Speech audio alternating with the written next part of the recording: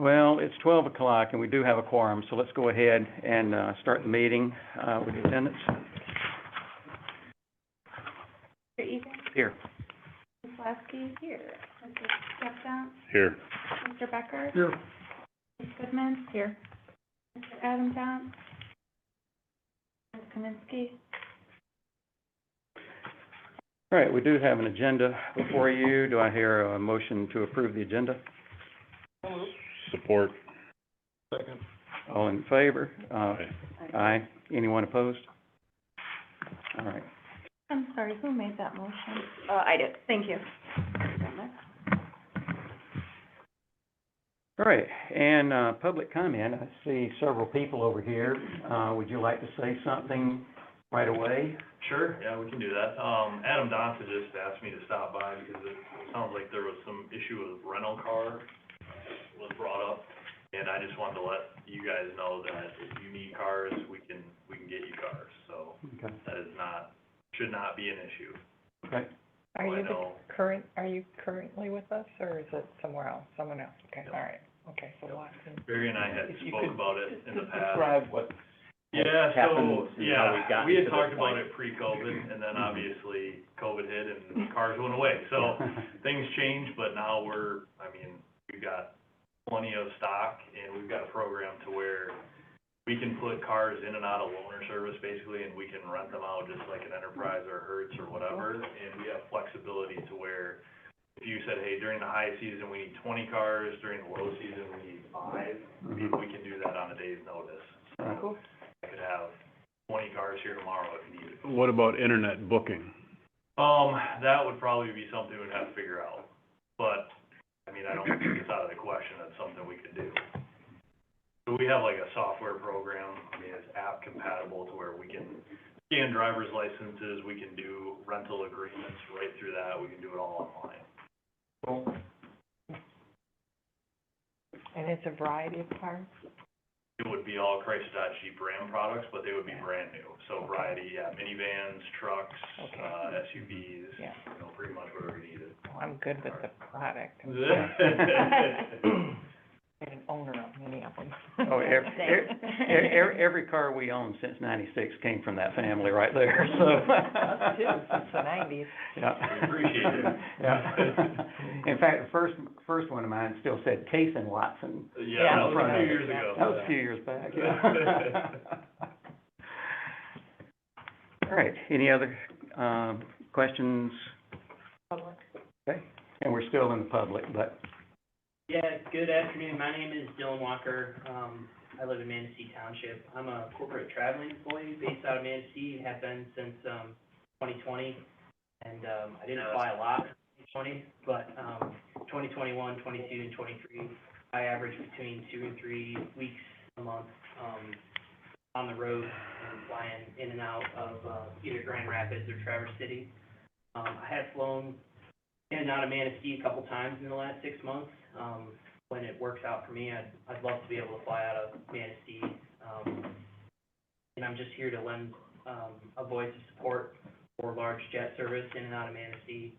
I think a large jet that can fly in most weather, accommodate all passengers and their luggage, would really benefit this airport and would be great for the brand of our community, and not only the airport, but the whole community.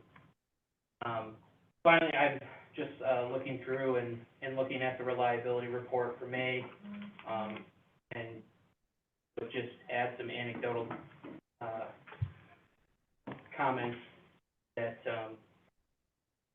when you book a flight in and out of an airport, you should be able to get on that flight regardless of who else is on the flight and their luggage. I would liken it to having to go to a restaurant and order takeout from that restaurant because they can't accommodate you once you get there. So that's what I have here for large jet service.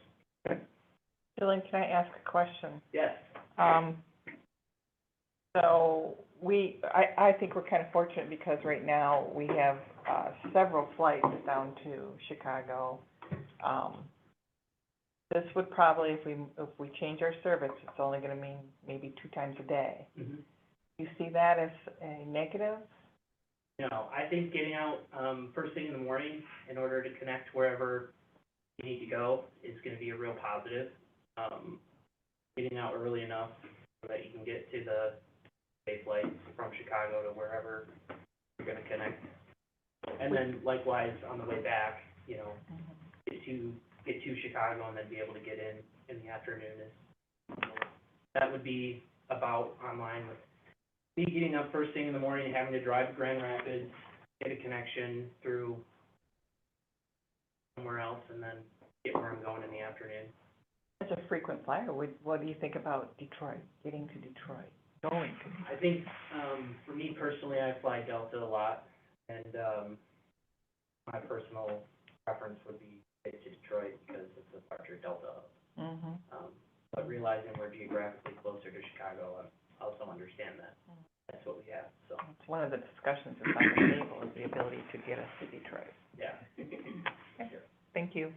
Thank you. Hi, I'm Sammy Lucas-Govitz.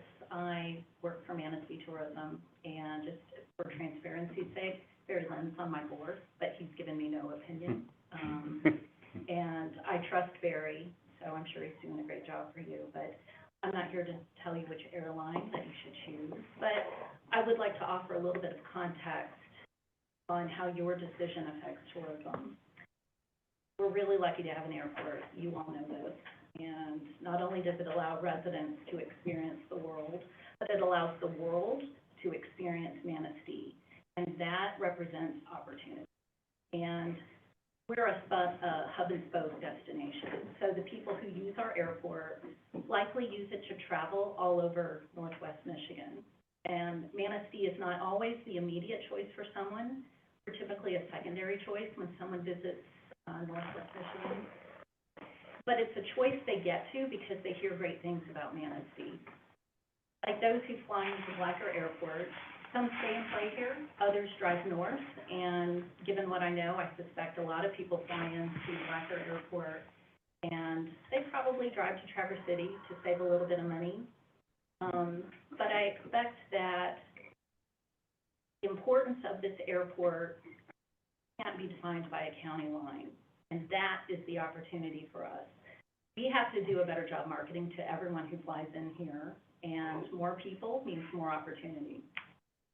We do that, actually. We track everyone who drives through Manistee County lines and don't stay overnight here, especially those who stay in our competitor markets like Traverse City, Cadillac, Ludington. But we look at their patterns throughout the county. So here's some fun facts for you. The #1 destination in Manistee County is downtown Manistee. It's also the #1 destination for every point of interest throughout the county.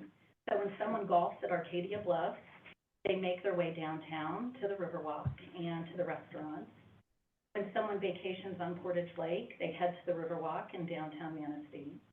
When someone bikes the Big M or experiences Little River Casino or tastes bourbon at Ironfish, they likely spend some time in downtown Manistee during some part of their trip. And I apply that to all the areas around us too.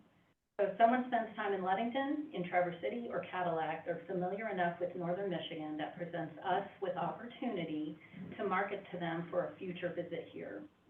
So the more people who come here, whether that's by driving through, by boat, or by air, it's better for all of us because that's our opportunity.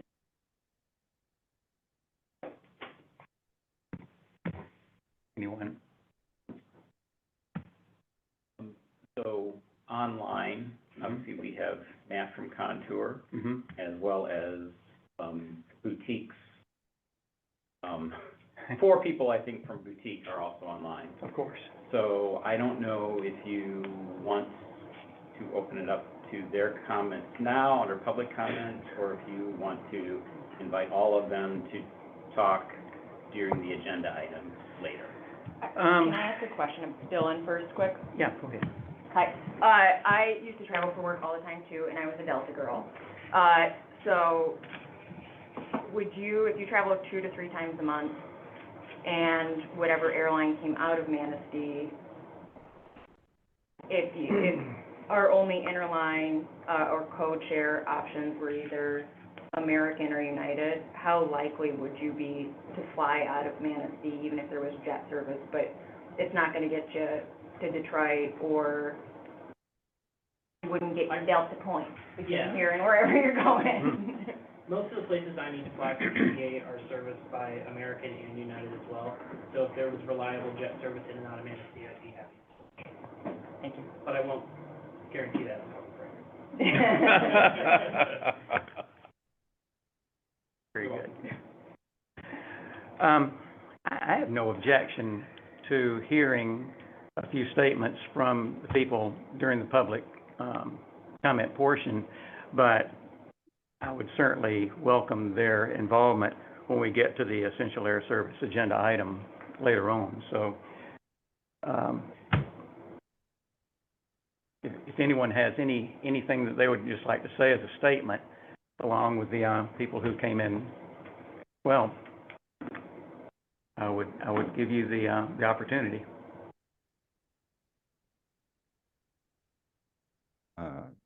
Sure.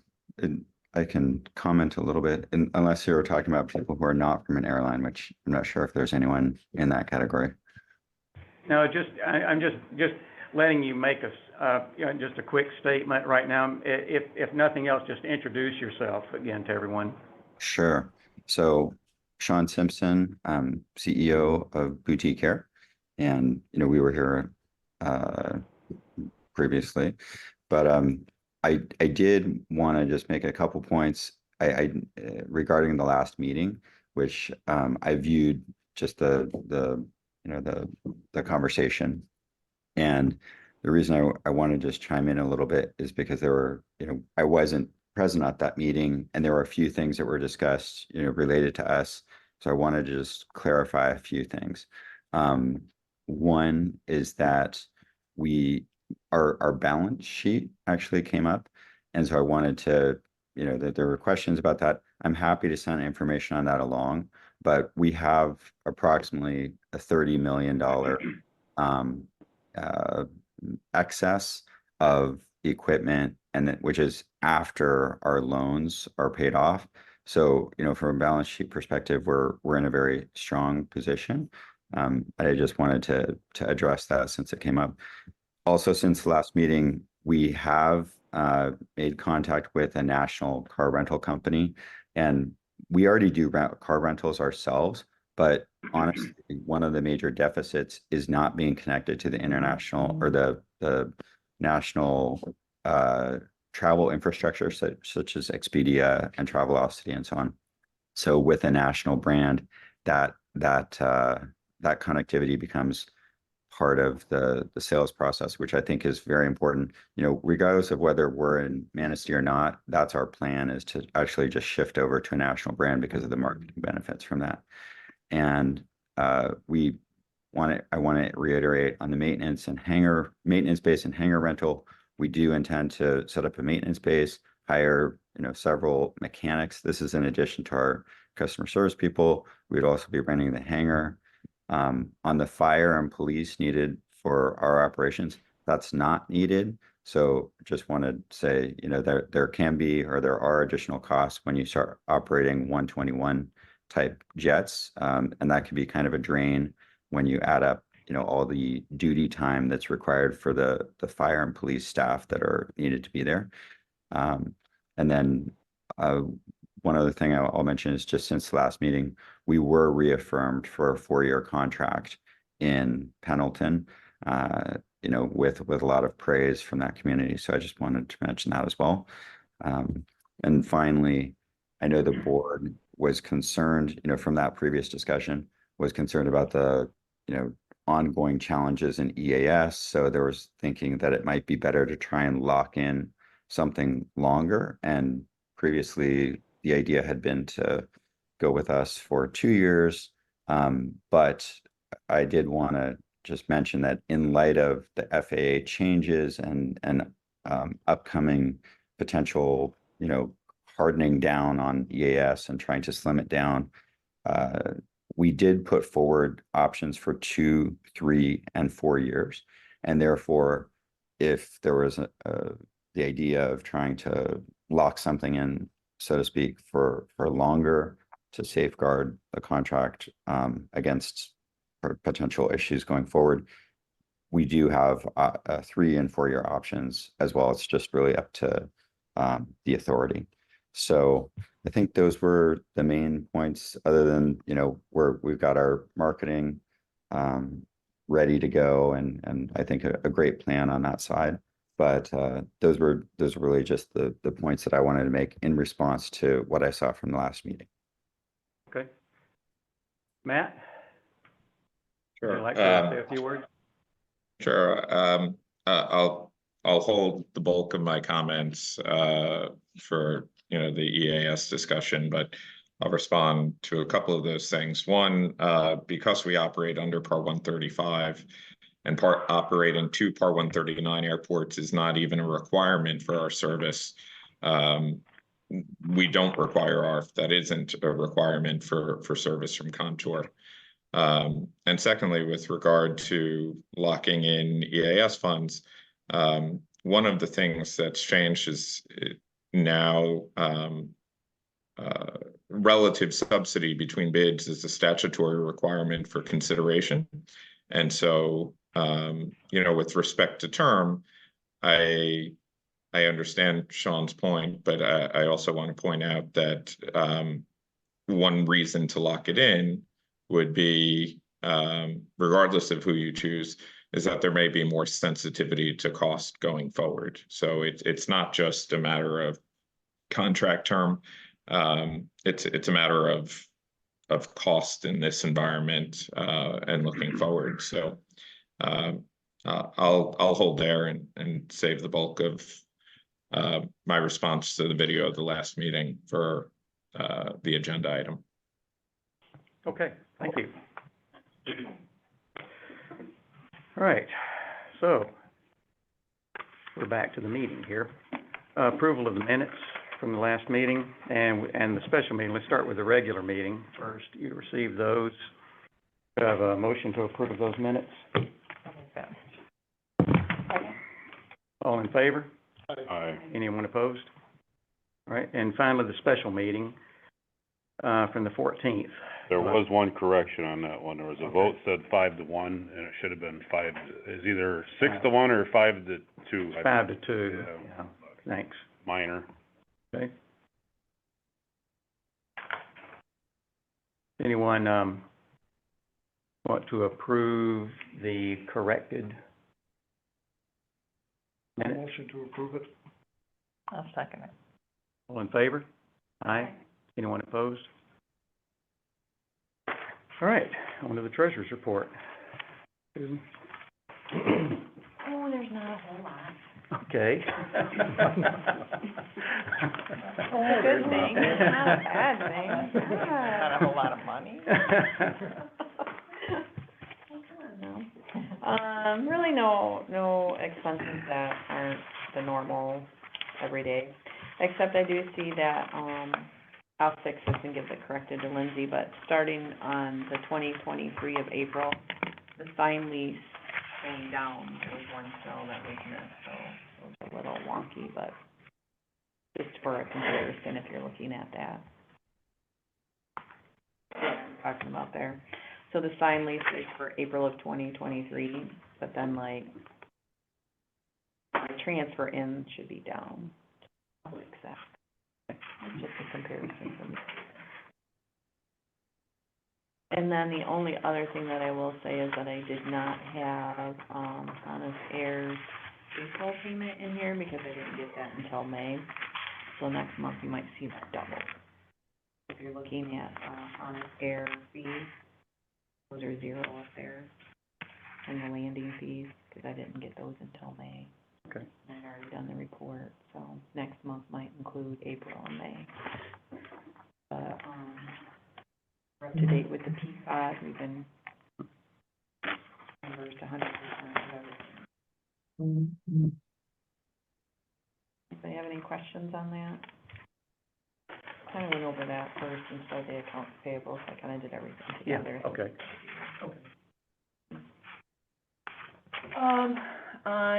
Expenditures, let's see, I think I'm looking at the correct correctly. Utilities. Wait, oh, I was not looking at this correctly. Oh, liability insurance, there we go. It's saying, what, our original budget amount, 24,000, but how much we've paid out year-to-date is 27.5 roughly. Yes. That, it increased year over year and just not something we were able to plan for? Yes, it was a larger increase this year, and that's also one of the items that I'm bringing back to the board is Okay, on those. okay. Is our payments done for the year? Yes, Is that, okay, that yeah. is. Yep, that's everything. And then the other items that are over 50% of budget use, those all make. About 7 months would be around 50%.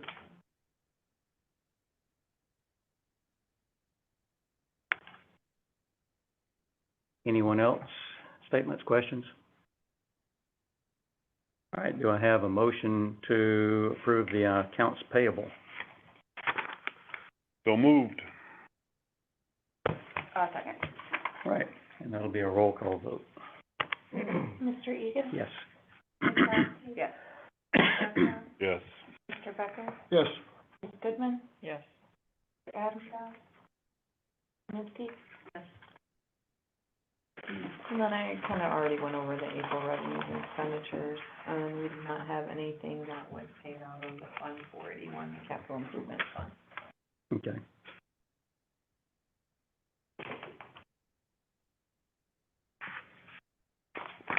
So on the financial,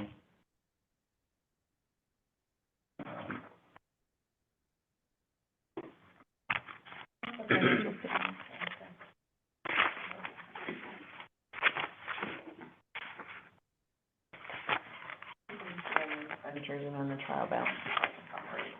right. Any questions, comments? I have nothing. Okay, do I have a motion? So moved. All right, one more roll call. Mr. Egan? Yes. Ms. Kowski? Yes. Mr. Justin? Yes. Mr. Becker? Yes. Ms. Goodman? Yes. Mr. Adamson? Yes or no? Or maybe. Ms. Zelinski? Yes. Is this the meeting minutes? No. Financial.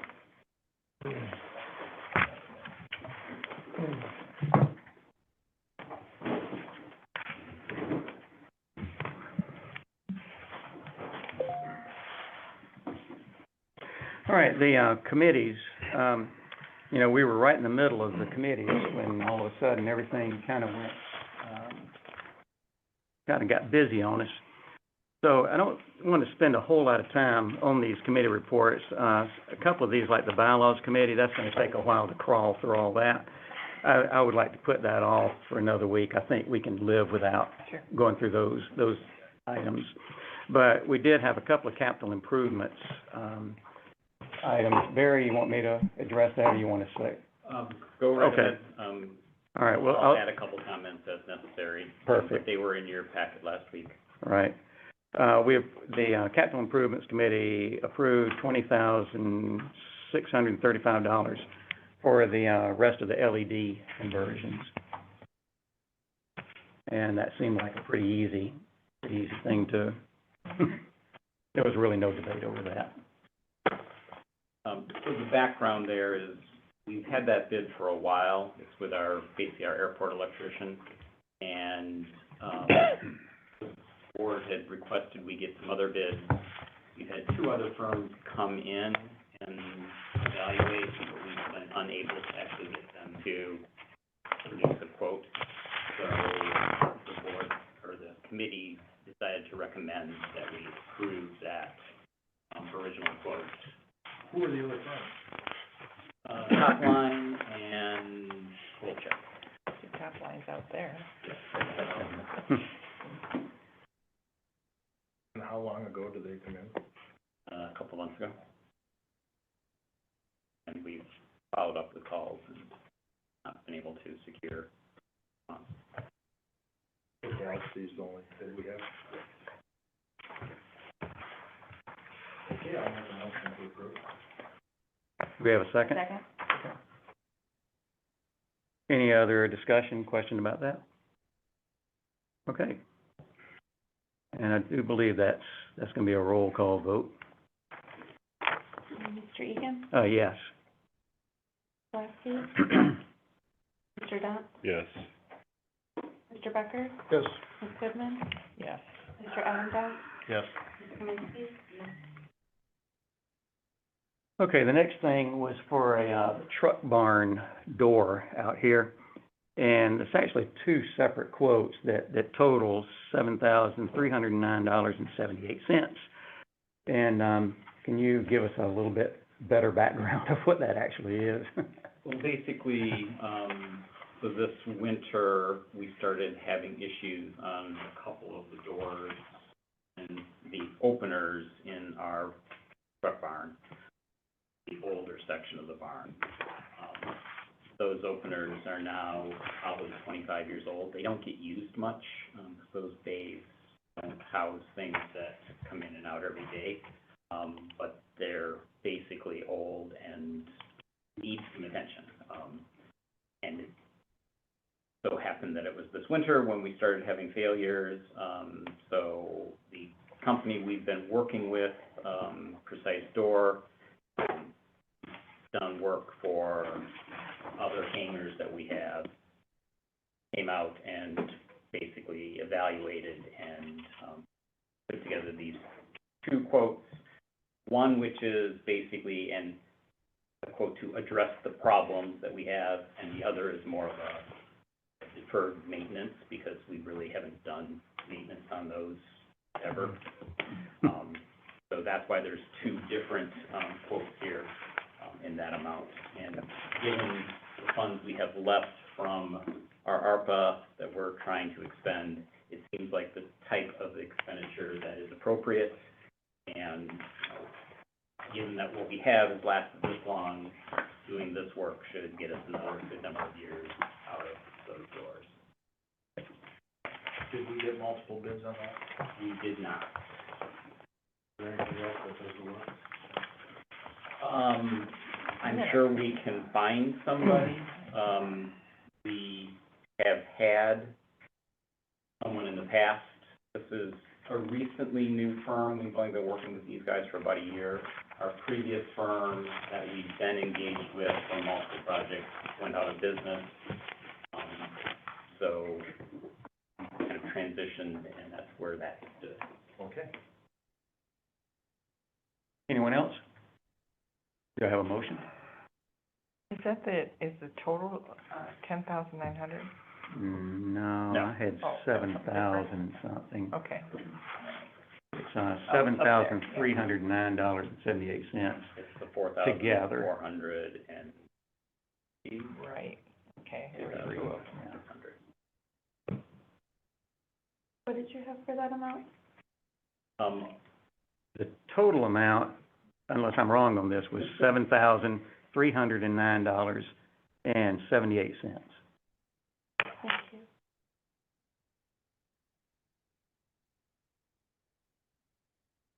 I'll make a motion not to exceed $7,500 to repair the doors, what barn? Yeah. we call it the truck barn. The truck barn. Second.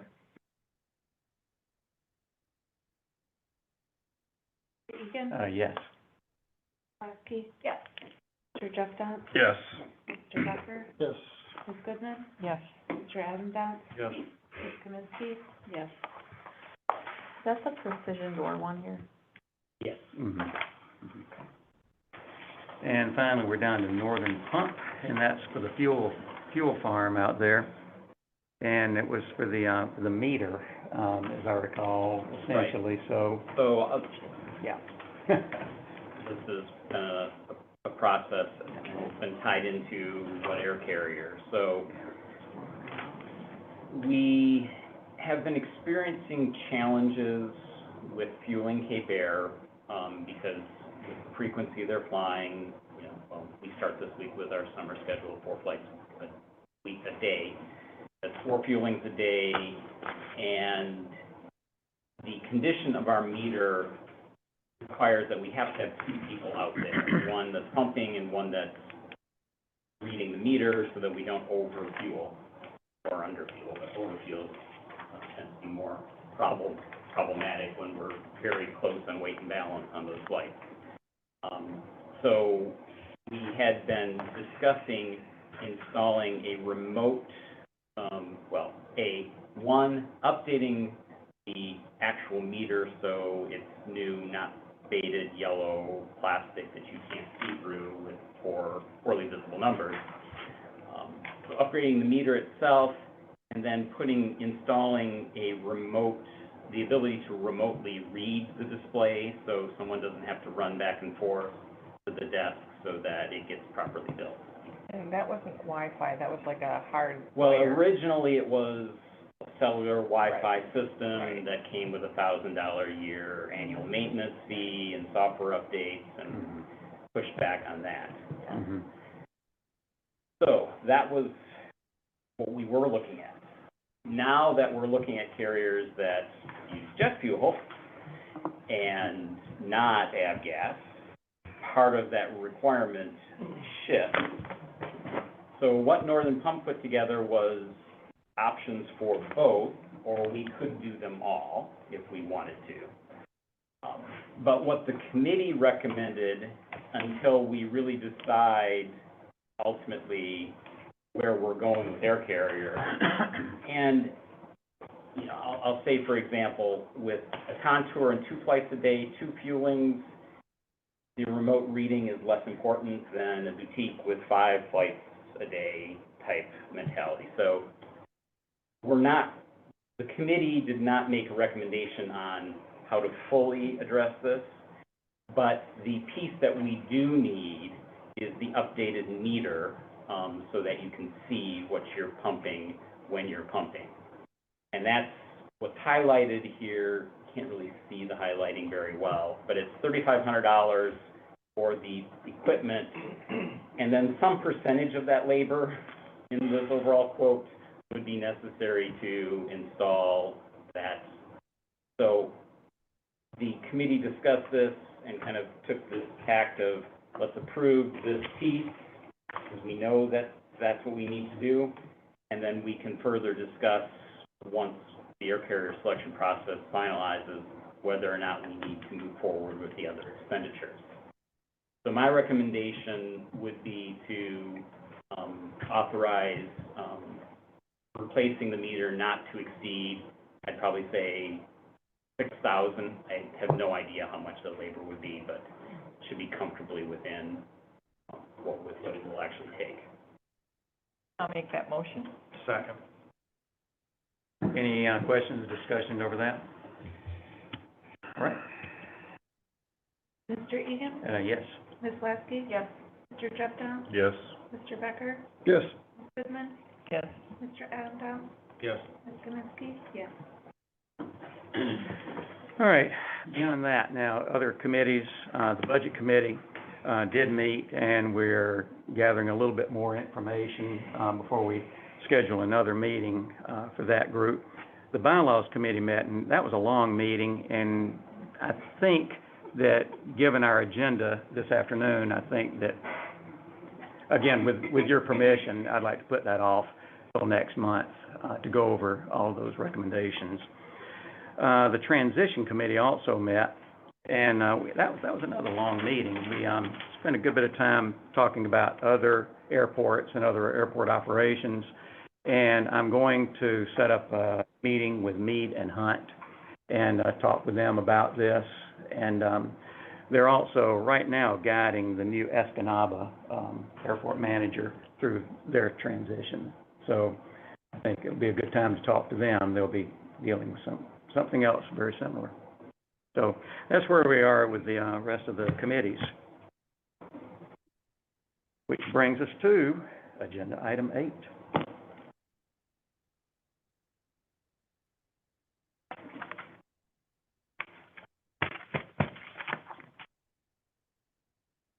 We essentially have two choices in front of us here. And we've been through quite a number of debates over the last few weeks, last few months, really. And I would open the floor up now to comments, making points, making Well, if you maybe wanna observations. open it up to, Right. since you explicitly asked Mhm. Matt to attend to, Right. and I know he has more things to say. Sure. Sure. Well, first of all, thank you for the opportunity to speak again. I too, had the opportunity to watch the video of the last meeting. And I have to admit, I found some of the feedback, disappointing, quite honestly, a little bit hurtful. I think perhaps it would help if I told you a little bit about my story and the Contour story. Running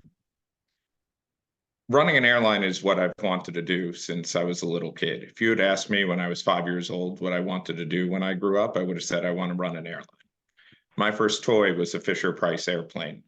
I grew up playing Nintendo airline simulation games. I took my first flying lesson at 11. I started my first company when I was 13 years old. I got sick. I missed a year of school. While I was out of school, getting 2 hours of tutoring a day, I was quite bored, and started a travel services company that I sold when I was 18. I grew up without any money. The money that I made from selling my company was far more than my parents had ever had.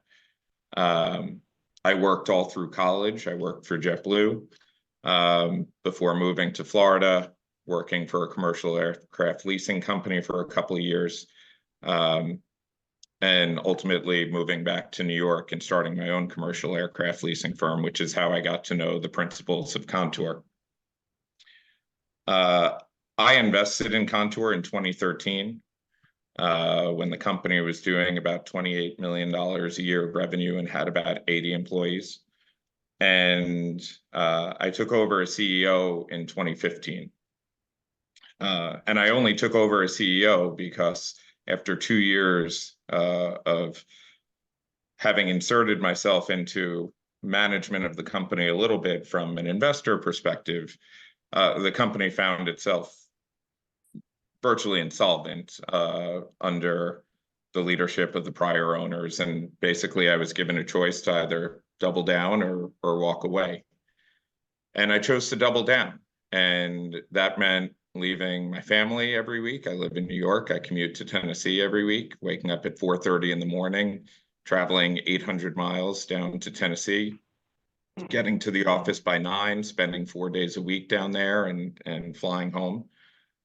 I have put my blood, sweat, and tears into this company, and I've worked hard for everything that the company has achieved. And if that came across as arrogant, or my conviction in the belief that Contour is in fact the best choice for the community, I certainly apologize, but there is nothing. I promise you this, I don't think you'll find a harder working CEO of an airline in this business. This is everything to me. And I think my dedication, and I think if you talk to the other communities we serve and you ask the airport directors about my involvement and how accessible I am, whether they can call me or text me on the weekends or after hours and reach me, I think they would all say unequivocally yes. And with regard to the SkyWest investment, I want to make very clear, the SkyWest investment had nothing to do with Contour being in any type of financial trouble.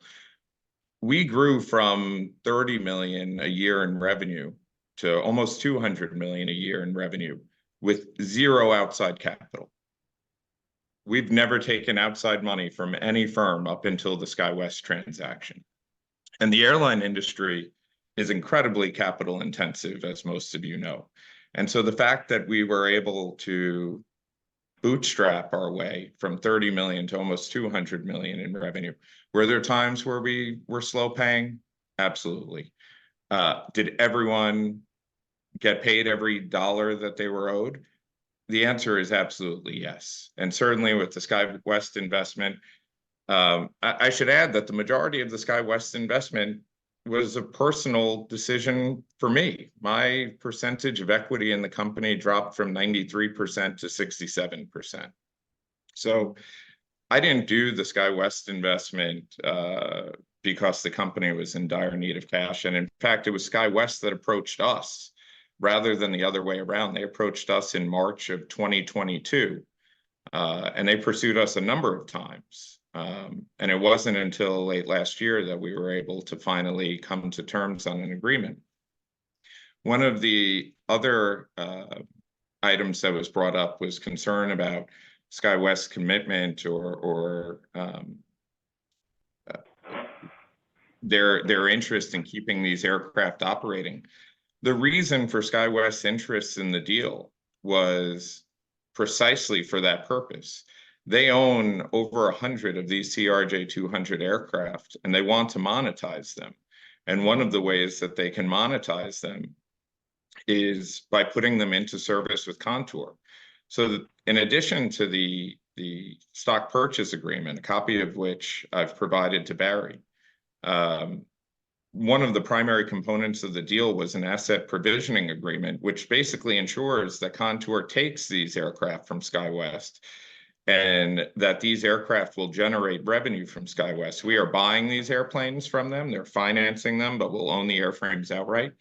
But the asset provisioning agreement will ultimately generate millions of dollars a year in lease revenue on the engines and parts revenue for SkyWest. So this was a win-win transaction for both of us, but it wasn't done because of Contour's financial situation. It was actually done because SkyWest approached us and ultimately came to us with an offer that I think ensures, first of all, it changes Contour's economics going forward in a very favorable way.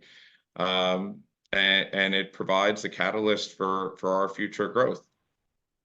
Barry, I think, hit the nail on the head with one of his comments, which is, you know, both carriers grew very quickly at different points in our respective histories. But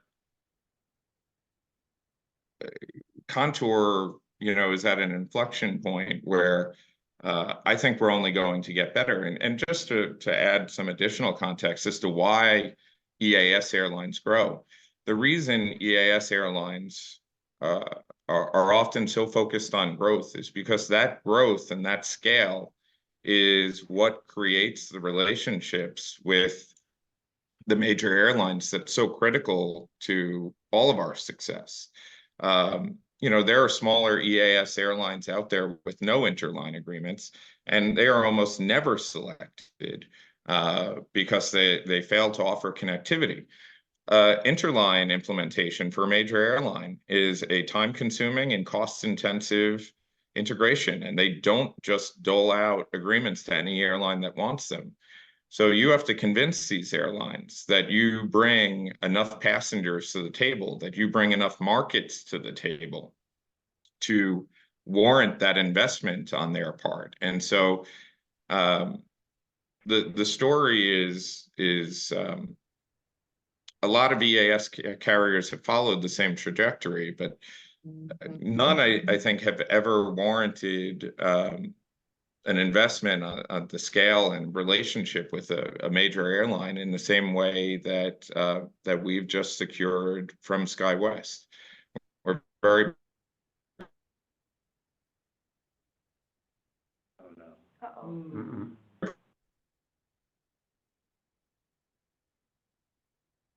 The other people moving, so I think it's just Matt.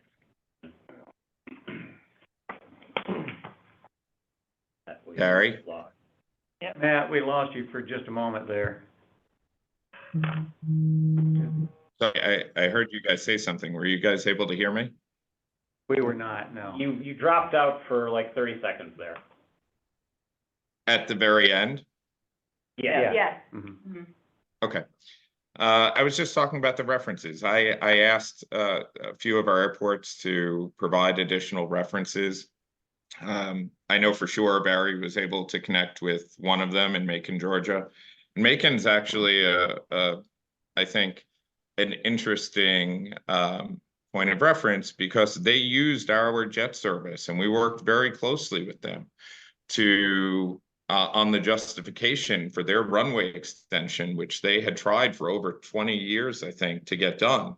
And we were finally able to help make that happen for them. They needed jet service. We provided the technical data on the jet's performance to justify it. And we made that happen for them. So I remain absolutely convinced that we're the best choice for Manistee. Ultimately, you know, as was the case the first time around, we'll respect whatever decision the board arrives at. But to give you, both my kids are named after airplanes. My daughter, I learned how to fly on a Piper Cherokee. My daughter's name is Piper. My son is Ethan Jet. So I'm not a businessman that suddenly found himself running an airline. I am an airline aviation enthusiast. I'm passionate about this. This is what I read about in my spare time. That finally had an opportunity to work on a platform that has helped me realize my dream. And I can assure you, as a 5-year-old kid, I didn't grow up dreaming of running a not so great airline. I dreamed of running a great airline, and we work hard every day to ensure that's the trajectory we're on, and that's where we arrive at. So I'll stop, and if people have questions now, or you want to hold them until both carriers have spoken, I'm happy to answer them. But I hope that's perhaps helpful context. Thank you, Matt. I would have to say, Matt, you heard all the conversations, all the kind of like questions that we had, and I just want to say I appreciate today. There are many a times when we go out and it just, you know, we try to do our presentation, but it just might fall a little bit short. And in your past presentation, it just, in my opinion, just fell a little bit short. But today's information gives me a whole different perspective. That connectivity that you have to your career, to your beliefs, to your everything you want, it really shined through today, and I appreciate that a lot. When you were here, you couldn't discuss much about Southwest. Skywest. I keep saying that, Skywest. So all the information you provided today certainly makes my personal self feel a lot more at ease. You know, you get concerned about what's going on, but you know, it was a whole different understanding from what you said of why this happened, and your dedication and motivation for moving, you know, the needle for your company. So I just want to say thank you for the additional information. It's appreciated. We weren't out to hurt feelings. I'm sorry if your feelings were hurt. We can't take that back, but we can, you know, just acknowledge and say, hey, it felt differently, and today felt a lot different too. So appreciate your input. No, Yeah, thank you I for think that. And if I could just add one thing, you know, to maybe again provide some context. I had spoken to Barry in advance of my last presentation, and I had asked if, you know, he wanted, if he thought it would be best if I walked through, you know, slide by slide of our original proposal. And he said, you know, here are the questions. I don't think that's necessary. Here are the questions that the board is going to have, or, you know, that I think you need to come prepared to answer. And that's why I focused on a shorter presentation, those slides had specifically been designed in response to feedback that I got from Barry. And that's why I focused on those slides specifically, rather than a much longer presentation or a rehash of the proposal that we had submitted. So I certainly, it wasn't for a lack of effort. Those slides were specifically created, you know, in response to very specific questions. And I certainly don't want anyone thinking that, you know, I showed up unprepared or with a presentation that lacked a lot of effort. Adam, I'm sorry. No, Go I was ahead. just gonna say, I think we surprised Barry too. Oh, Adam has something he wants to ask. Thank you. Matt, quick question about the duration of layovers and the way in which you schedule your flights departing Manistee to minimize length of layover and look at departures when you get to Chicago. There is some thought that by trading off the frequency of departures that Boutique offers, there would be a negative consequence. Frankly, I think that the benefit of jet service and, you know, a 40 or 50% increased capacity of available seating may outweigh the benefit of only having a 60 or 90-minute layover. If we need to lay over in O'Hare for an extra 30 or 45 minutes, to me, that would be worth it to take advantage of Contour. But if you can talk about your relationship Sure. with American and how you look at their schedule when you're scheduling our flights with an AM and a PM departure, please. Well, we've always historically looked at our partner airline schedules to optimize the schedule for connectivity, but what I can tell you that should give you an extra layer of comfort is that now that American handles us in Chicago, our schedules are actually coordinated with American's network planning department, because they have to sort of assess the gate availability for them to handle us. And so we mutually have an interest in designing the best schedule for our customers. But I think the schedules that our airports have now is indicative of that. So, I mean, I can tell you what our schedules are in the three communities we serve from Chicago today. All three of them depart just after 7 o'clock in the morning. I think about 7:30-ish. They arrive just about 9 o'clock in the morning. They're on the ground for a little over an hour, begin departing right around 10 a.m. for an 11:30-ish or so arrival back at the EAS airport.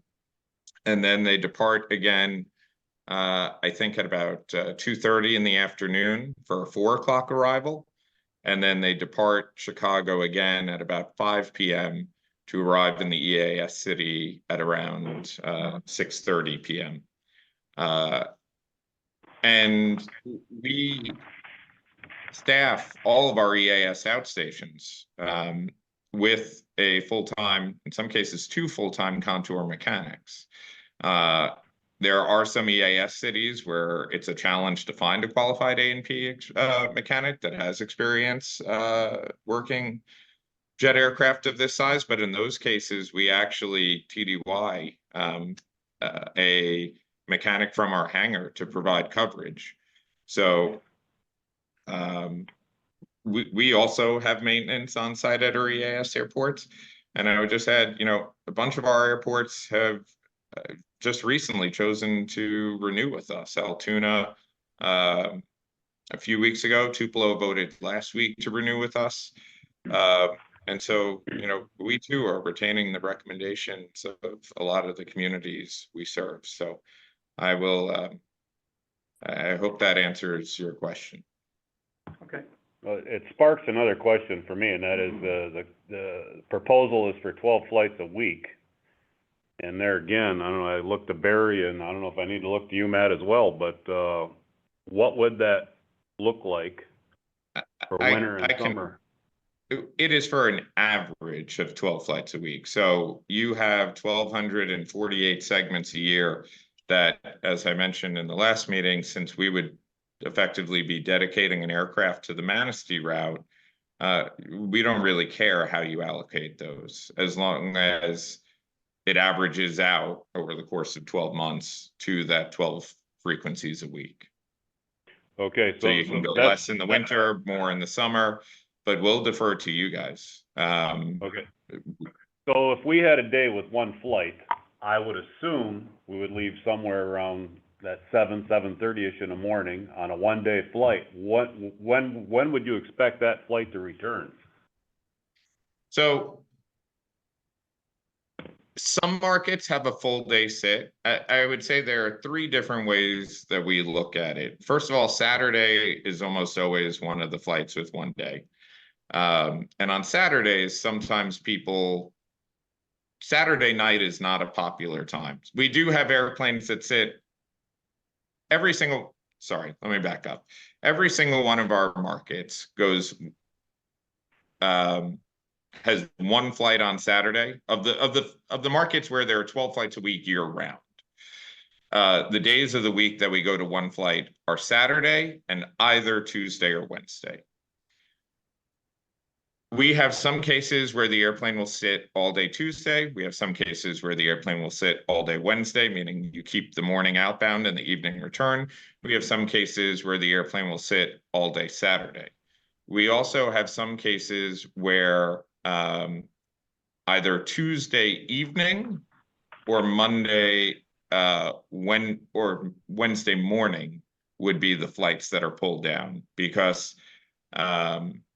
of Tuesday and Wednesday, the evening departure on Tuesday is typically less traveled. The Wednesday morning departure is typically less traveled.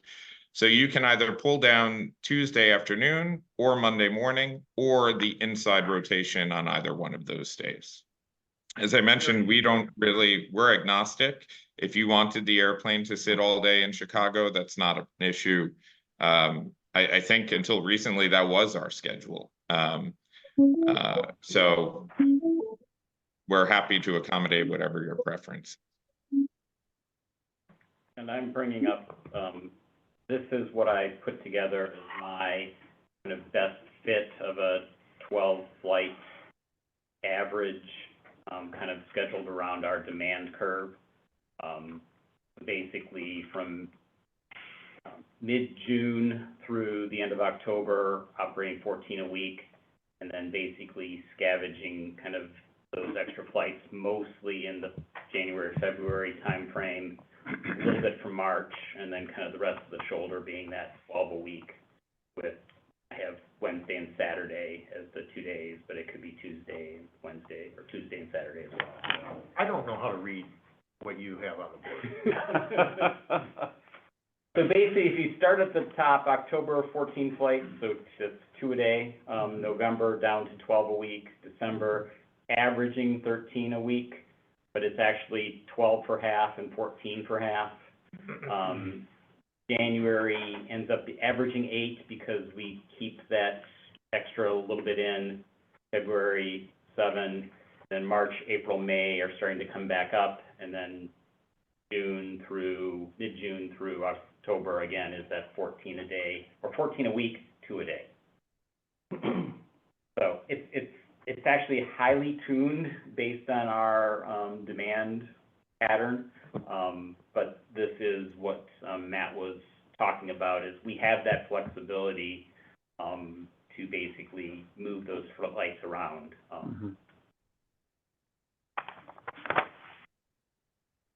All right.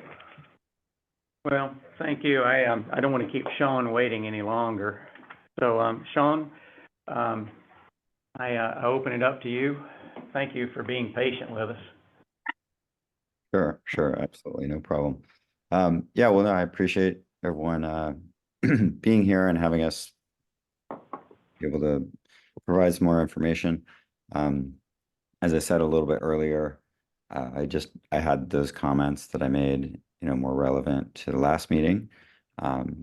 So, in addition, or I guess to reiterate a couple of those, that's really the main thing that I wanted to do. You have the options, you've heard our presentations, so I don't necessarily need to go into those. But, a couple thoughts are that, um, we do have the ability to change our frequencies and increase them, decrease them. As we put forward in our proposal, we've got expansions during the heavy season. So they're effectively, on par with two round trips in a jet during the peak seasons. One other thing that we can do, which honestly could probably make an even bigger difference, is modifying the frequencies during the days of the week as well. So, inevitably there are and we didn't put that in our proposal. We just said, hey, we'll do, 36 round trips per week, or 35 round trips per week.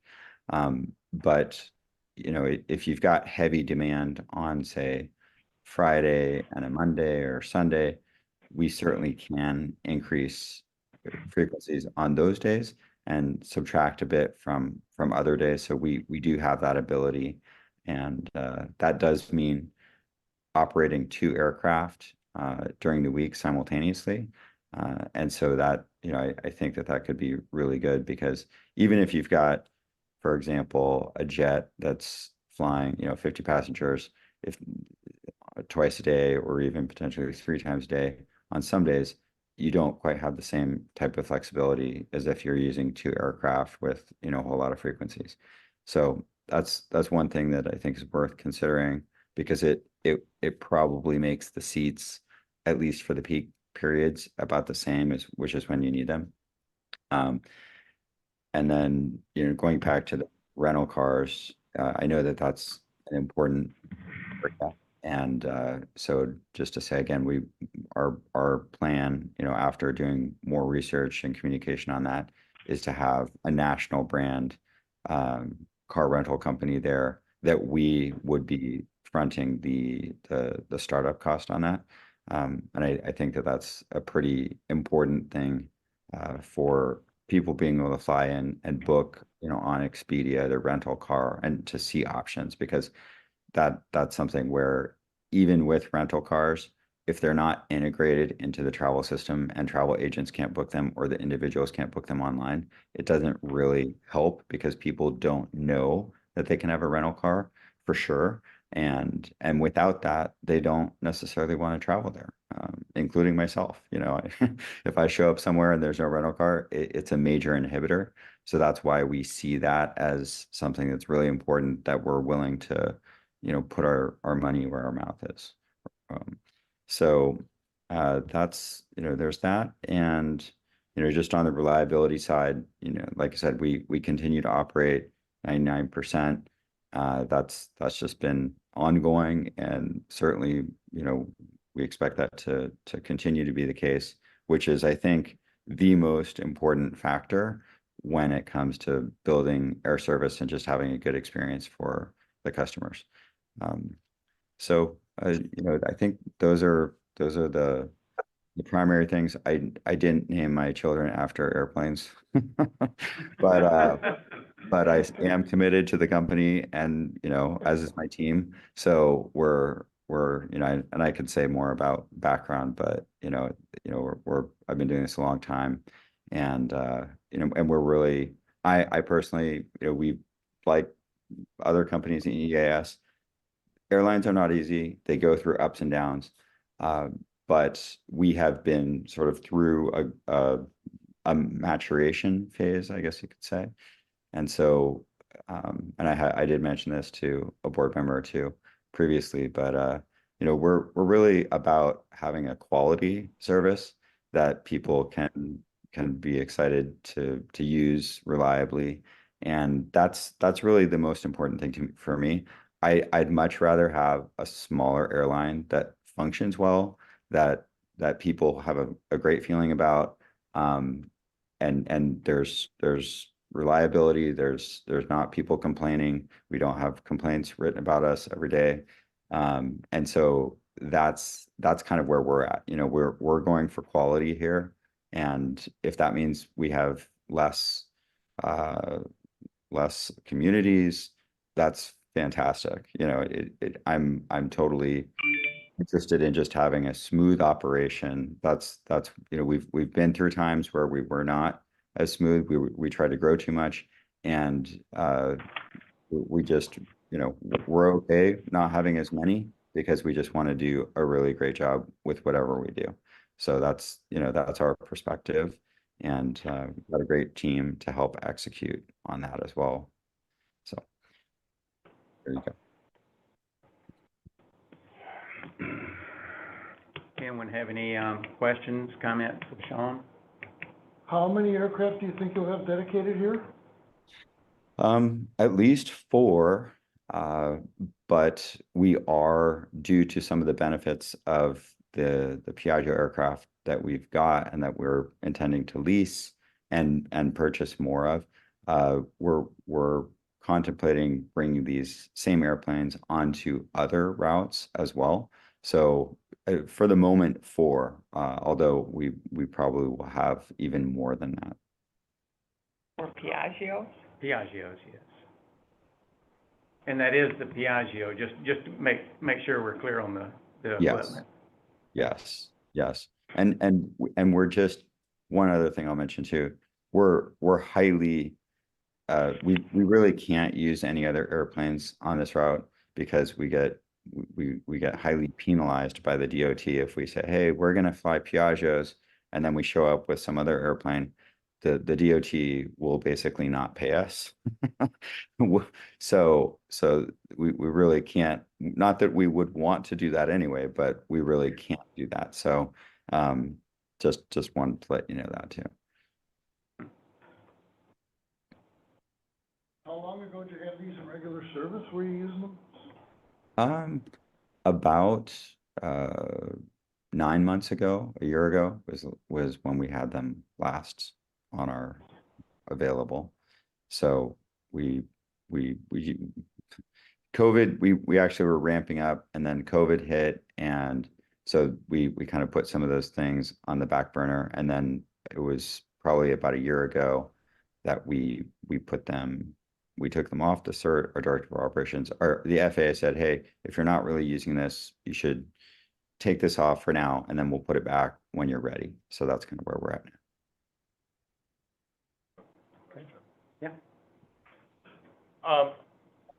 With respect to cargo capacity of your Piaggios, how many sets of downhill winter skis can you hold in your cargo hull? I would say it depends. Skis,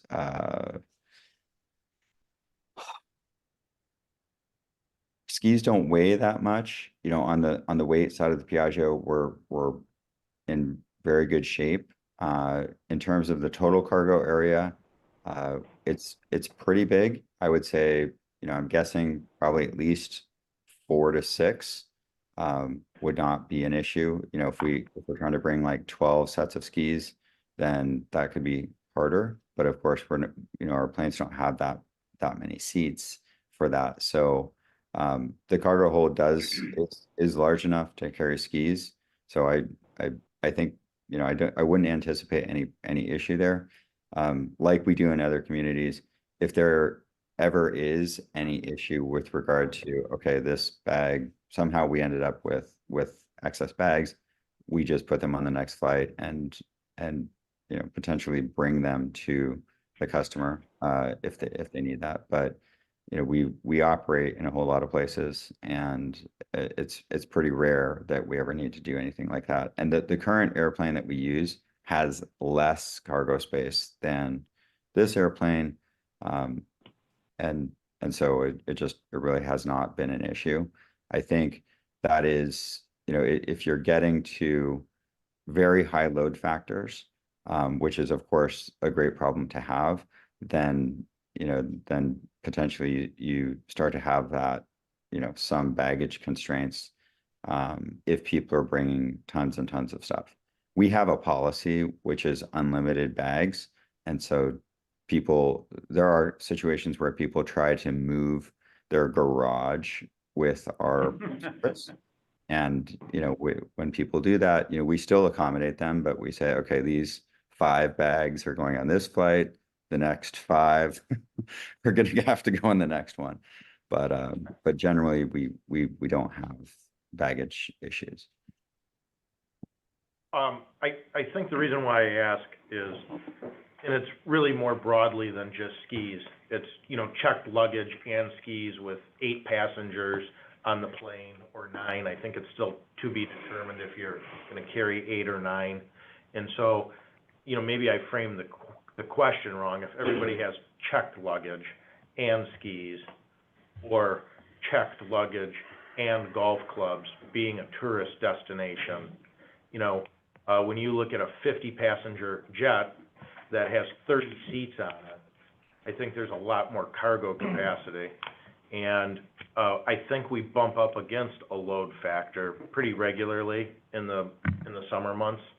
And I think also what is important is trying to increase our winter business here, not just in the summer, but bring more commerce to the area to support Crystal Mountain and Cabernet.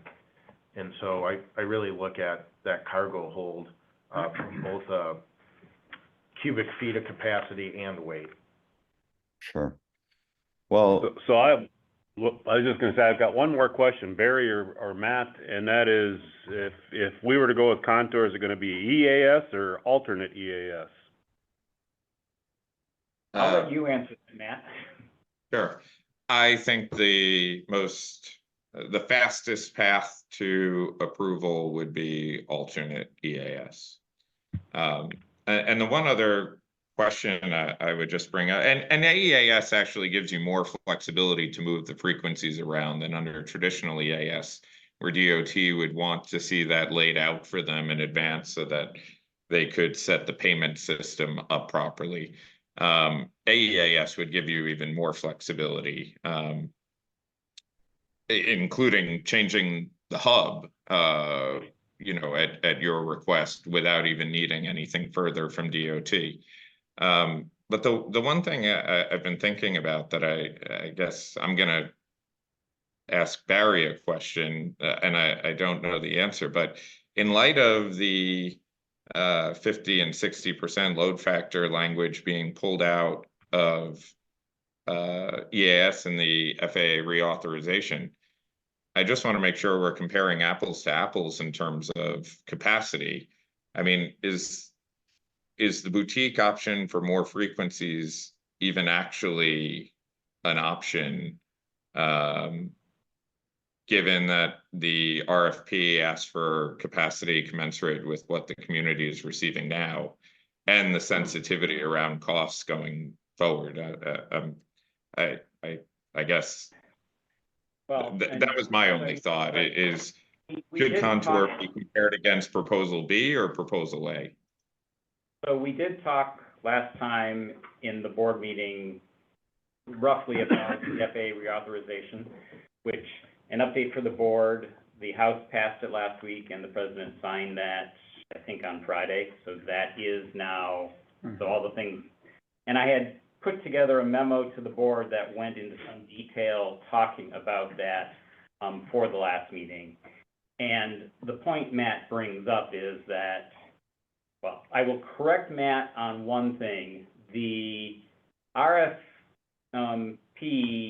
states service meeting the needs of the community, not service the existing level for the community.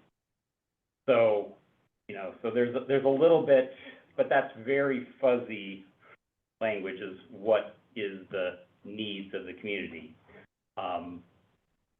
But that is potentially a risk that we have under standard EAS, is that if we go back to DOT, they are now operating theoretically under new rules. Whether they're able to implement processes in relation to that change that quickly or not, or they'll just keep their status quo until they evaluate the impacts of the new rules. But all of the arguing that I did in our last response for boutique that basically utilized this 50-60% language, that's gone legally. So as Matt is saying, DOT could award us boutique, but at a frequency that is what we have today with Cape Air, which was Right. their lower cost Right. bid. So that is a risk we run. Mhm. Now, New. again, it is new Yeah. because it is under the new FAA reauthorization. Now, if that were to happen, I'm sure we would push back politically and try to say, this isn't the needs of the community because it doesn't have the capacity, because we're already at capacity many months of the year, et cetera, but that's a process that we have no Yeah. understanding what the outcome of that process might be, Mhm. Or timing. or timing. Right, right. And I will point out is that, and I also mentioned this in that memo last month, is that with that language being pulled out, it falls back to these EAS determinations that were made for airports, so that defined what our capacity needed to be, and that was done in 1984 at kind of the worst economic point in our community, and our award determination is 6 seats a day. Mhm. So, you know, that gives DOT a lot of leeway to go with a lower frequency than we know we need.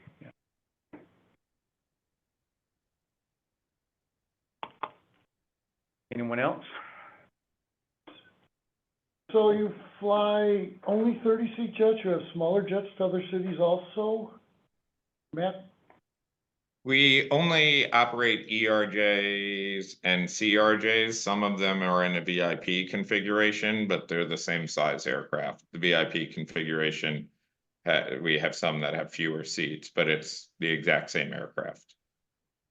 So some cities get either or depending on what they need? for No, certain days? listen, every aircraft, we were late in getting delivery of some of our 30-seat airplanes from the MROs that do the heavy checks on the airplanes that come out of maintenance, but we only have one 16-seat aircraft. We have one market that was getting a 16-seat airplane, which was a huge upgrade for any of the passengers on board, considering it's the same size. It's literally the same aircraft that we operate for Bon Jovi and a bunch of the other music tours that we do. But we are finally ahead of the curve with aircraft now. We have 3 more 30-seat CRJs coming out of maintenance this month. Well, sorry, it's May. 3 more next month, and we've had 2 join the fleet this month. So you do charters also, would you ever anticipate losing an airplane to a charter here? No, it's never we've protected our scheduled service takes priority. Because in the charter world, we can subservice to another operator. We would never subservice any of our scheduled flying to another operator. But whereas I would say for the chunk of the past year, we were operating at an aircraft deficit, meaning we probably had 2 fewer airplanes than I would have liked to have. With the SkyWest deal, and it effectively costing us nothing up front to take delivery of airplanes, we took 6. So we've created enough slack in the fleet for us to put spares throughout the system at every single one of our hubs. And since these are older jets, I know it's hypothetical, say you had a broken windshield in January, you know what that entails. I'm sorry, I think you leaned away from the microphone. It was kind of hard to hear. Oh, I heard these something are about a older- windshield. older jets, say you have a problem with a windshield that needs a replacement here in the middle of the winter, and it sits, how long will we wait for another jet to take its place, or aircraft to take its place, or? Well, we'd have one sitting in Chicago, so you wouldn't be waiting very long. We've changed windshields in some unbelievably challenging environments that also lack tankers. Changing the windshield in the cold is not easy, but you know, the weather. There have been times where we've nosed an airplane into a hangar. There have been times where we've changed it on the ramp. Oftentimes the hardest thing is just the freight and logistics and the time it takes to get a windshield delivered. But in that case, it's not about the time it takes to get the windshield installed in the airplane that is grounded due to the windshield. It's just about the time that it takes to get the spare airplane up to Manistee, which is very close coming from Chicago.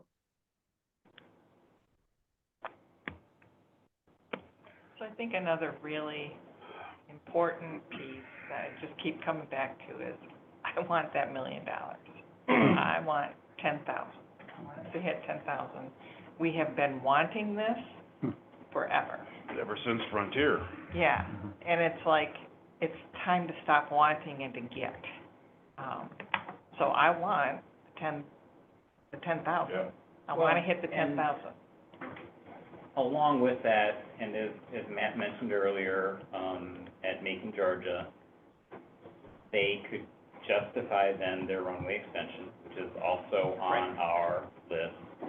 And also with the current funding available for terminal improvements, that also gives us the justification for doing those items while that funding's available. So it's, yes, the 10,000 in claimants, $1 million, that's important.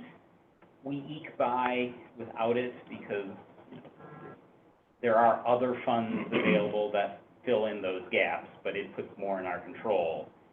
But we are unable to justify a runway extension and or justify terminal improvement without something that really demands.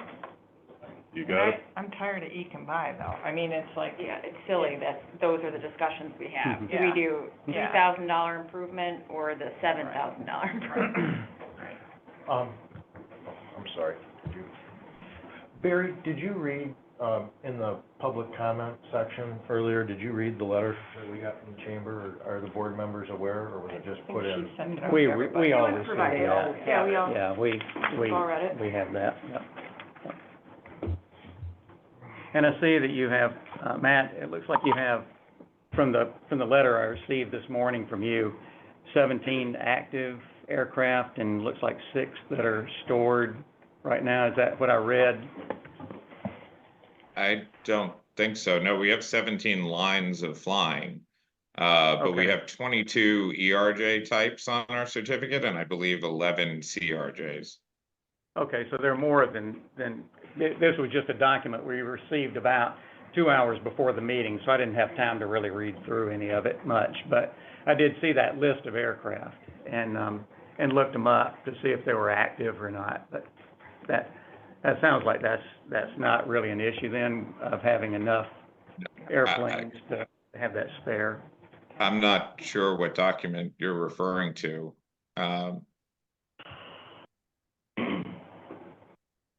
We got that this morning. Barry? Well, there was audit stuff that was Yeah. sent.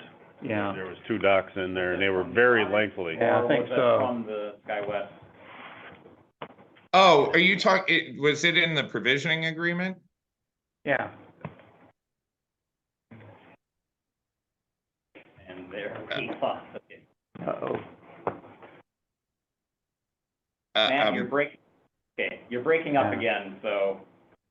You said I'm anything- not sure. I know that, I think that there was an aircraft schedule in the provisioning agreement, but I'm not sure which document specifically you're referring to. Yeah, it was in that nearly 300 pages of information we got this morning.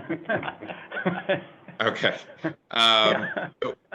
Of this, I am sure. We have 22 operational ERJs. Okay, okay. And we have, of the 11 CRJs, 1, 2, 3, there are 4 or 5 30-seat CRJs already on the certificate. Okay, okay. All I had to go Or on was 5, just- excuse me, I want to make sure that came out right. 4 or 5 30-seat CRJs already on the certificate. Okay, I was just going by the Schedule 1 that was somewhere in this document. But that's it. Yeah, if that document was part of the SkyWest stock purchase agreement, that was current as of November. Okay, all right. But we've added additional aircraft on both fronts since then. Okay, all right. So, everyone, do I hear a motion? I will make a motion to, petition DOT for alternative essential air service with Contour. Right there. And if I could request, just thinking the specifics of that request should be in line with the financial criteria Contour put forth in their EAS, their standard EAS bid proposal. If we're writing something, we could ask for more money, we could ask for more frequency, not that we would get awarded those things. I would love to have 14 flights a week, but. I just want some specifics, so I know that's what you meant, but I just think it should be. No, that's fine. Barry, if I could, Yep, go ahead. Sorry, And is I- there anything you would like in there that you also think are relevant to getting DOT's approval? no, I would just add, we're flexible on option length. Under traditional, we had proposed 3, but going with alternate gives you the flexibility to choose the duration of your choosing. And if you wanted to go up to 4 to lock in that funding, we would not at all be opposed. That's okay. I'll add that to my motion for up to 4 years. Well, we would need to specify what we want. No? Can't say up to 4 years. No, it needs to be because we'll get a grant agreement for what we asked for. So many years. Yeah. So 3 is what their 3 is- proposal was. yeah. Wanted to do. What am I hearing from my fellow board members? 3. No, 3. 3. Okay, we're gonna go with 3 then. Stick with what was proposed, but under alternatives.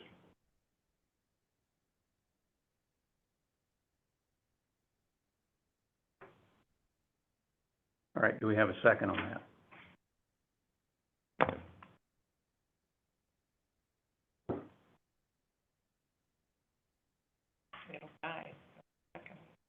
Well, I don't wanna jinx it, I mean, last time around, I made a joke.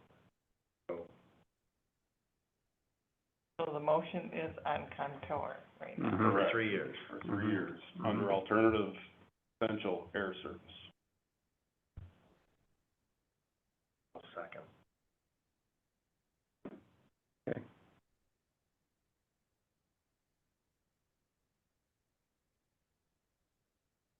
All right, that's gonna be a roll call vote, and I need to be last.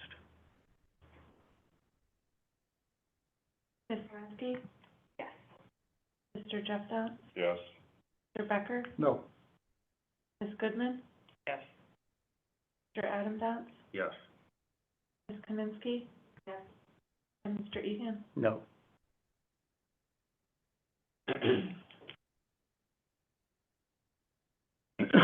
Two passing. The motion passes. See our number. Yeah, there you go.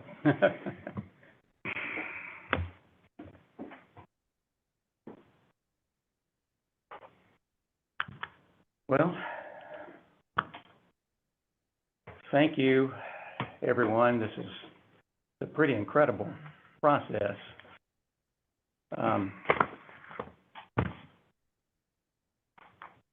Anyone else have anything else to say? Well, I'll just say, next steps is I'll work with Matt to put together this document Right.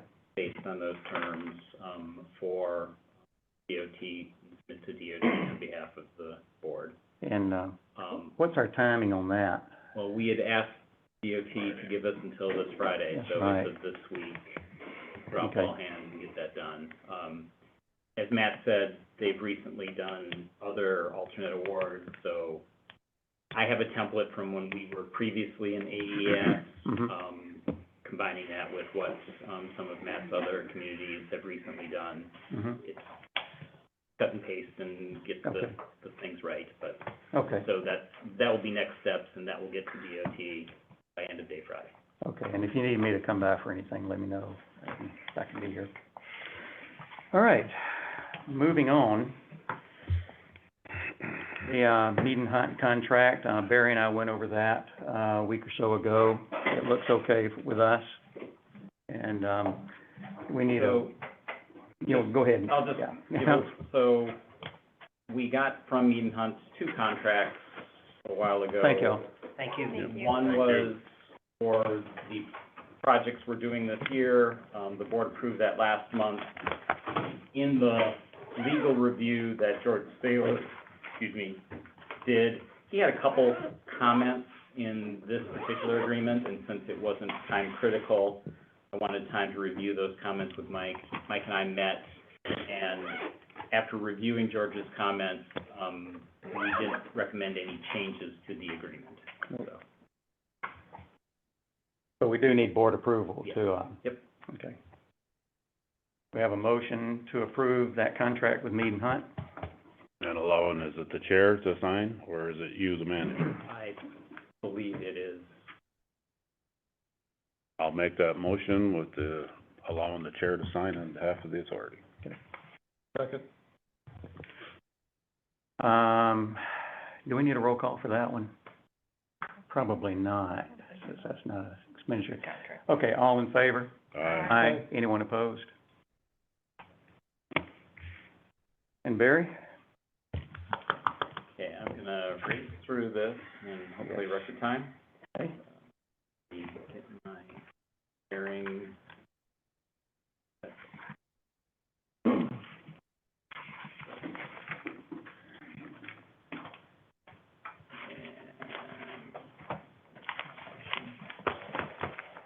So we've got no accidents or incidents in the month. We received, since the last board meeting, a GSA lease amendment. They lease the space that TSA occupies. Apparently, they can change their lease without us approving it at any time they want. We're just told, here's your new lease amendment.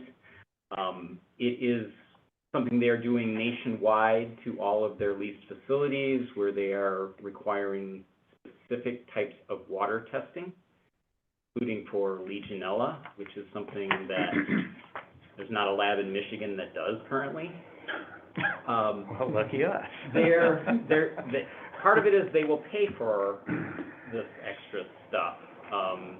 But we got this, we started calling around, no one even knew how to follow through on what this requires.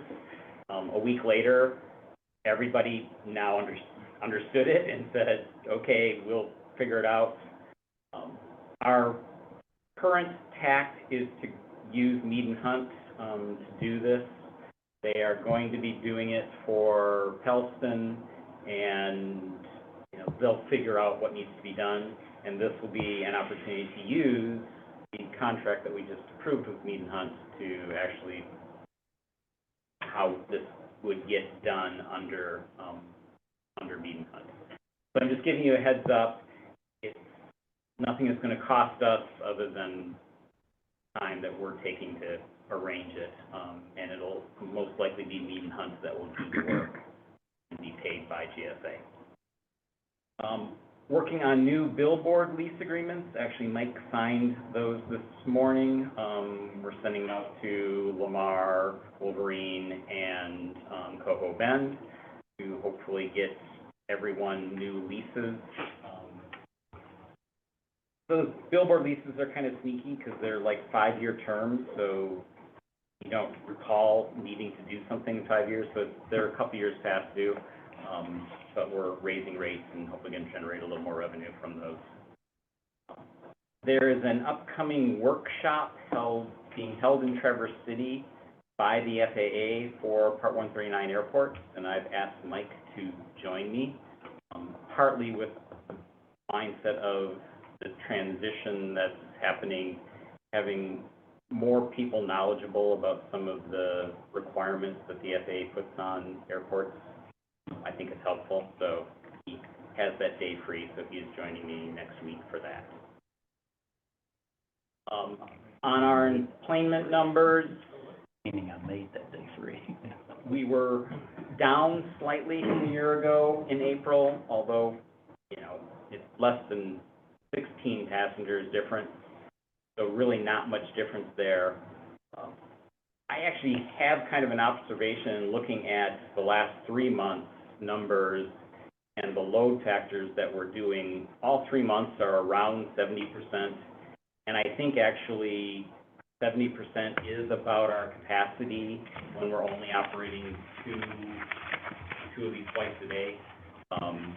So whereas in the summer when we've got 4 flights a day, we can get up in the upper 70% load factor before we max out. I think when we have less frequency, it limits us because it's that morning flight out of Chicago that's always lighter, and when that's a quarter of your flights versus an eighth of your flights, it impacts how many total seats you're going to be able to fill for the month. Cape Air had no cancellations last month, and a few delays, but not a significant number.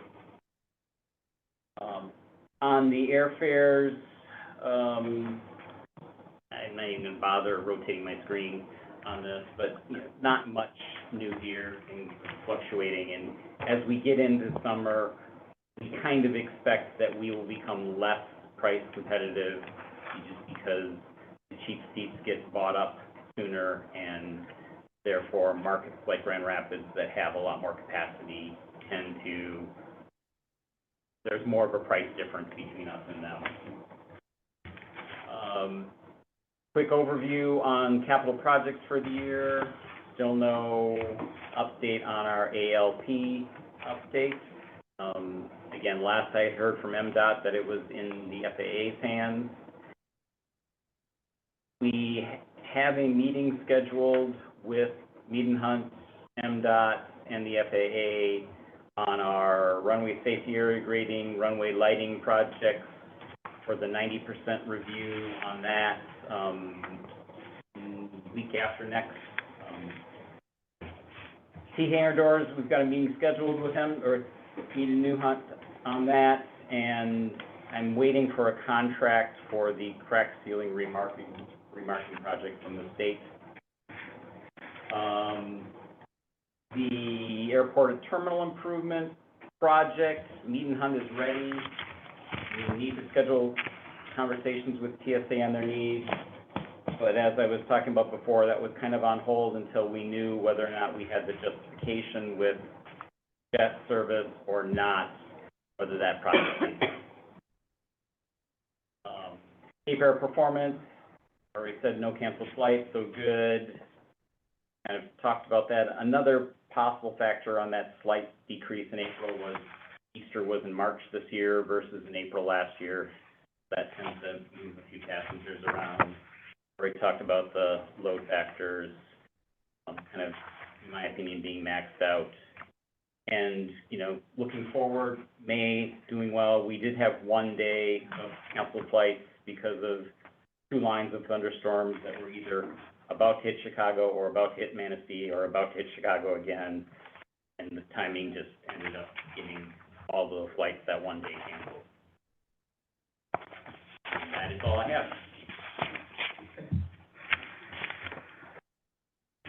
All right.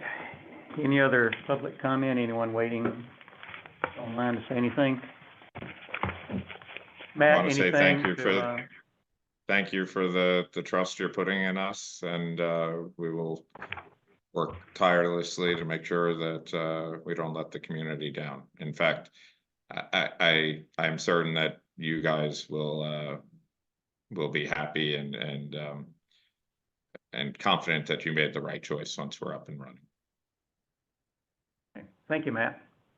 Matt, Thank my you. one comment would be, if this gets all approved by DOT, at that point in time, we need to probably, arrange some meeting with whoever's in charge of your marketing and start having those dialogues. Absolutely. Her name is Riley, and I'll be happy to get you guys connected.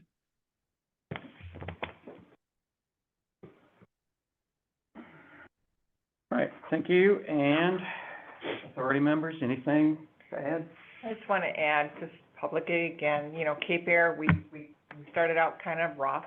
Mhm. And I just want to say again how, happy I am with their willingness and their commitment that they made when we brought our, you know, comments and had our problems.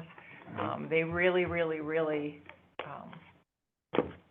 came to be part of the community and really wanted to improve things. And that was really, something that I just want to keep publicly saying that, you know, we appreciated that for their time that they were here. And essentially, they've set a very high customer Mhm. service Yes, they did. level Oh, yeah. Yes. for Yeah. Contour to Oh, yeah. Contain. Yep. Yes, Yeah, a lot of happy customers. yes. Mike, Well, Yeah. I mean, Barry, I'm happy to, perhaps later today or tomorrow, give me a call and I'll be happy to share, an interesting development, a very positive development from Friday, that, not ready to make publicly, but, I'll be happy to share with you privately, and you can, Okay. share as you see fit. Okay. Yeah, Adam? I'd like to acknowledge and call attention to the process as it unfolded, and the questions that were asked and then answered by our board members to really reach a stronger decision and put to rest any questions there were. Mhm. As you look at how this unfolded, today we had a letter from the Chamber of Commerce, the Tourism Authority. There was questions about rental cars and meeting that demand, and we had, you know, a local business come forward and say they were interested. I think that's what they said while I was here. Mhm. And so, I hope as we move forward, we continue this tradition we're setting of looking at how can we, continue to make improvements, and then really, bring forth the other stakeholders in the community to address need. I thought that was nice. And I agree. I think today's discussion, I think, is really had more impact than probably all that other stuff. But I also want to say to Boutique, that, you know, I really was impressed with them. It's just just the plane. Mhm. It's come Sure. down to just the plane. Sure.